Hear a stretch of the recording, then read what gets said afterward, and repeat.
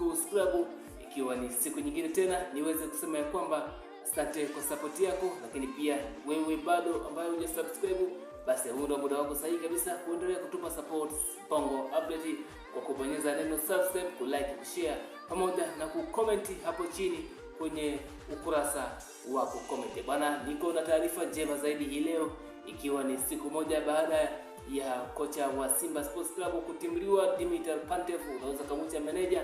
Hii imekuwa ni mfululizo wa Simba Sports Club kuweza kuwafukuza walimu wake baada ya kukosa matokeo mazuri. Je, tujiulize maswali muhimu, na maswali mengi ni kwamba matatizo wako nayo walimu au uongozi wa Simba na unatakiwa kujitathmini kwa hali ya juu, kwa sababu mwalimu huyo akitoka Simba kwenda katika klabu yoyote ile, iwe nje au iwe Tanzania, anaenda kufanya vizuri, lakini Simba aliondoshwa kwa fedheha kutokana na kutokuwa na matokeo mazuri. Je, sababu ni mwalimu, sababu ni wachezaji, au sababu uongozi wa Simba Sports Club? Bwana, wachezaji wamekuwa wakibadilika mara kwa mara.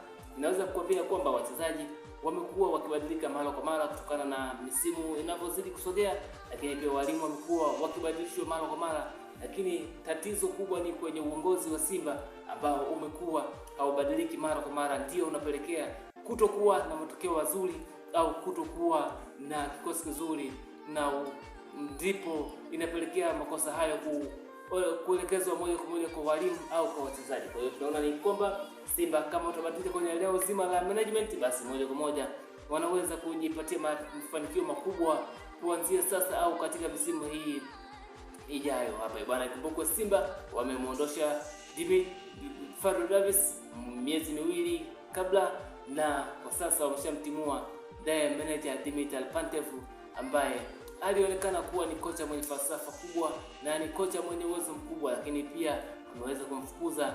Na hiyo taarifa imesemekana ya kwamba Simba waliposti na kusema kwamba uongozi wa Simba umefanya makubaliano yake ya wao dhidi ya mwalimu kuweza kuondoka katika klabu ya Simba. Lakini ushauri wangu mimi kwa mashabiki wote wa Simba, muendelee kuipa support klabu yenu pendwa ya Simba, lakini tatizo kubwa sio kwa uongozi wa Simba, sio kwa wachezaji walionao Simba, tatizo kubwa sio kwa makocha walioko Simba, lakini tunaweza kusema kwamba tatizo kubwa lipo katika viongozi wa Simba. Kumbuka Simba ilishaondoa wachezaji tofauti wakiwemo kuna Fred Michael Kubran, japo ya uwezo wake kuwa mdogo, lakini huko Zambia anafanya vizuri na alikuwa top scorer wa timu ya Zesco United. Lakini tumeweza kuwaondoa wachezaji tofauti akiwemo Luis Jose Miquissone, kusema ya kwamba kiwango kimeisha, lakini Jose Miquissone huko nchini kwao ameweza kuwa top scorer na kuwa mfungaji bora wa ligi kuu ya huko Mozambique. Kwa hiyo tunaona ni namna gani wachezaji wengi wakitoka Simba wanaenda kufanya vizuri katika viunga vingine. Bwana, hii ni Bongo Update, usisahau kubonyeza neno subscribe.